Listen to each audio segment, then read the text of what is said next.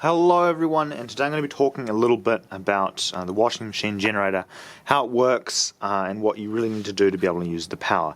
So most circumstances you're not going to be able to take power directly out of these wires that come straight off of the coils, and that's because most everything runs on DC current, and when you turn this you're inducing a magnetic field in the iron cores inside these coils, which then amplifies it, and then the coil then has a current generated in it which comes out of here, but that current is alternating, so it's going to be fluctuating up and down as the magnets go around in a circle past the copper essentially reverse electromagnets here.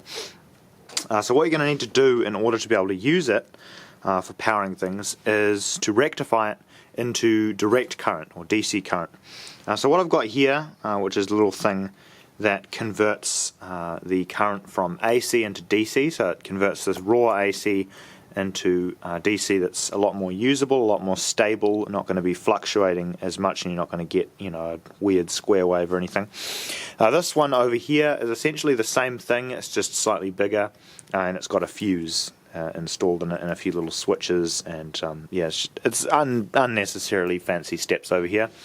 All you really need is a full bridge rectifier, or alternatively 4 diodes, which you can arrange into a full bridge rectifier, which looks something like this. You can find them in just about every household appliance.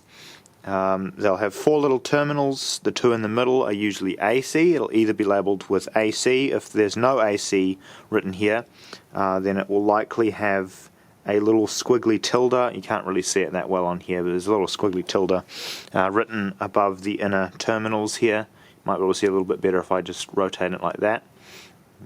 You can sort of see it reflecting off of the thing there. And the ones that you're going to want to wire up directly from the generator go to the 2 middle ones. It doesn't matter which way around they are because it's alternating current, so it doesn't matter. Then you're going to have a plus and a minus, which will usually be indicated by these little plus and minus symbols on the top here. This one is a much better example of a labelled full bridge rectifier. And yeah, usually the ones that you'll find in household appliances will be capable of handling around 250 volts, usually like 10 amps or so, maybe a bit more, maybe a bit less. And you're going to just take the direct output leads. All you really need to make one of these things is a capacitor or a capacitor bank, which is just a bunch of capacitors hooked up in parallel. A full bridge rectifier or 4 diodes and some wires. Just going to need some wires, that's basically it. And you just take the output from the full bridge rectifier, so the positive and negatives go to the capacitor. You normally just solder them directly on, so this outer wire would go to this terminal here, and then this wire on the far side would go to this terminal here. Normally to do this I would just bend these 2 AC ones up, and then solder the wires from the generator to here, and then I just put the positive and negative, and you can sort of twist them to just go here. This capacitor isn't a good example. This has got a lead missing. You probably don't want to use a capacitor like that. Or one that's got a bulge on the back. That can usually be a bad sign as well. Also, another thing you don't probably want to do is use capacitor that has damaged covering, plastic covering. It's not super critical, but not a great idea to have all that exposed metal just hanging out. Obviously the way to tell which way it goes round, the negative terminal goes to the side of the capacitor that has this little stripe down it. That's on electrolytic capacitors. Alternatively, if you're not powering something DC, if for some reason you want AC power, you would just take power directly from here. You might want to probably run these wires into a bank of alternating current capacitors, AC capacitors, capacitors specifically for AC. You're also going to want to check roughly how much power you're going to be getting out of this. This thing, when it's turned relatively fast, and by relatively fast I mean like really quite fast and constantly, can generate up to around 400 to 450 volts. But if you're only going to be turning it pretty slow and there's not really going to be any chance of you spinning it super fast, then you can obviously make less allowances for the rating of your components.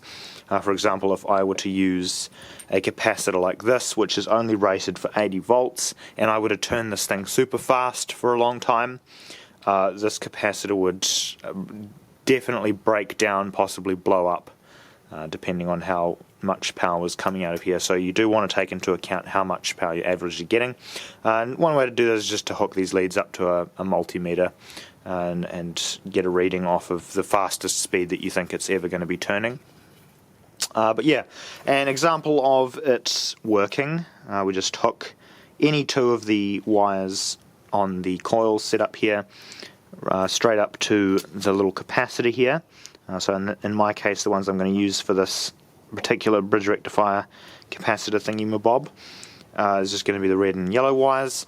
Then we would flip this over, just make sure that all the wires are still connected. If they come undone, it can be a pain because you'll think that it's broken down somewhere else, but really it's just a matter of a cable coming undone.